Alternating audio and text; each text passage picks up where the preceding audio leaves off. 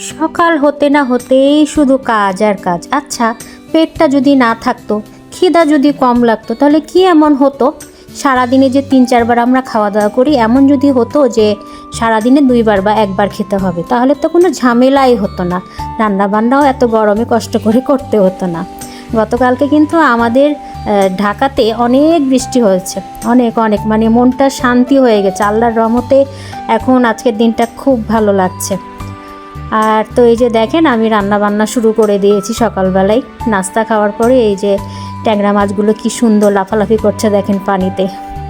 আর ওদিকে তো শাক চড়িয়ে দিয়েছি। এই মাছগুলো এখন সুন্দর মতো করে ভেজে নিব, ভেজে তারপরে রান্না করব। তো অনেক মেয়েরাই আছেন বলে, বাবা আমি রান্না পারি না। আচ্ছা, মেয়েরা রান্না পারে না, এটা কোনো কথা হলো বলেন তো?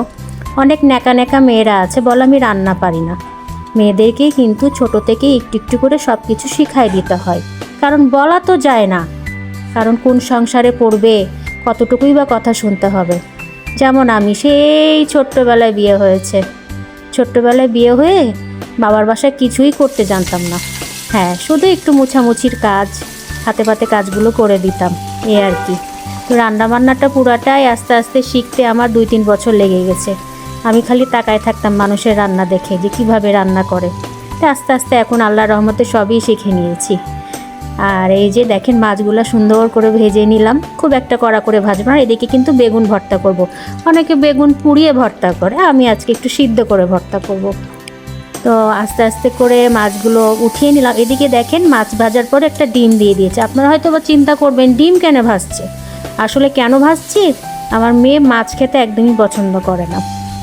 তো একটা ডিম যদি সাথে দিয়ে দিই, তাহলে একটু যদি আদর করে বলি, মা তুমি ডিমের সাথে একটু মাছ খাও, তখন সোনা মুখ করে খেয়ে নিবে, কিছুই বলবে না। কারণ মা তো ডিম রান্না করেছে, একটু নাহলে মাছ খেয়েই দেখি।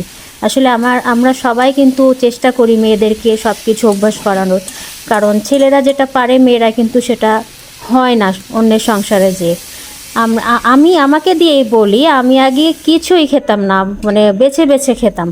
যা খেতাম ভালোটা খাওয়ার চেষ্টা করতাম, খারাপটা তেমন কিছু খেতাম না। তো দেখা যেত যে আমার এটা অনেক সমস্যা হতো কারো বাসায় গেলে, বা বিয়ের পরে নিজের সংসারেও অনেক সময় সমস্যা হয়েছে যে এটা খাবো না ওটা খাবো না।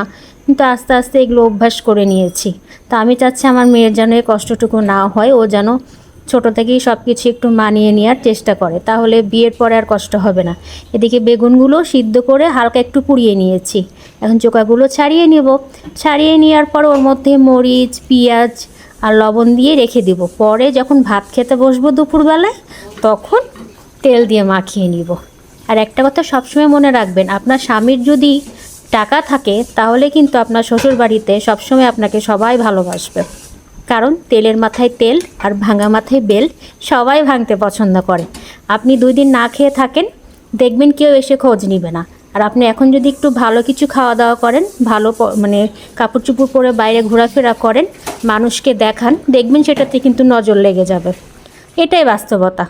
তো আপনাদের সাথে কথা বলতে বলতে আমার ভাত রান্নাও হয়ে আসছে, মাছটাও হয়ে, মাছের মধ্যে কিন্তু আম দিয়েছি, যেহেতু আমের সিজন, একটু টকটক ভাব আসবে, ভালো লাগবে। অনেকে পছন্দ করে কিন্তু অনেকে আবার করে না, কিন্তু আমাদের টক জাতীয় খাবার খুব পছন্দ, যেহেতু আমরা উত্তরবঙ্গের মানুষ, এই কারণে। তো রান্নাবান্না এই যে দেখেন শেষ, শাক রেখে দিয়েছি, ভর্তা রেখে দিয়েছি, আর এই যে মাছ আর ছোট্ট একটা ডিম, সব রেডি। আর ওদিকে তো আমার ভাতটা হয়ে আসলো, ভাতটা এখন পাশিয়ে নিব। ভাতটা পাশানোর পরে তার মাঝে মাঝে থালি বাসনগুলোও ধুয়ে নিয়েছি। এই যে বার পাশা শেষ, এখন গ্যাসের চুলাটা আশপাশ মুছে নিব, কারণ না মুছলে দেখা যাবে যে কেমন চেটচেটে একটা ভাব হয়ে থাকে, খারাপ লাগে। তো সবাই এটা করে থাকে, এটা নতুন কিছু না।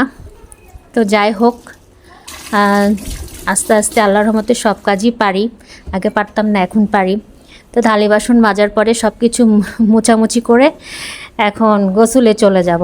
তো যাই হোক, আজকে অনেক কথাই বললাম আপনাদের সাথে রান্নাবান্না করতে করতে আর কি। তো আমার ভিডিওটি কেমন লাগলো, আর আমার ফানি ভিডিওগুলো আপনাদের কেমন লাগে অবশ্যই কিন্তু জানাবেন। আর যারা আমার ভিডিওগুলো দেখছেন বা এই ভিডিওটা দেখছেন, অবশ্যই কমেন্টের মাধ্যমে জানাবেন যে ব্লগটি আপনাদের কেমন লাগলো। আর অবশ্যই একটা লাইক, ফলো, শেয়ার করে দিবেন। এটা আমার ছোট্ট একটা রান্নাঘর, এর চাইতেও ছোট্ট রান্নাঘরে আমি থাকতাম যখন আমাদের অ্যাবিলিটি ছিল না বড় ফ্ল্যাট নেওয়ার। এখন আল্লাহর রহমতে সবই আছে। তো যাই হোক, ভালো থাকবেন, আল্লাহ হাফেজ।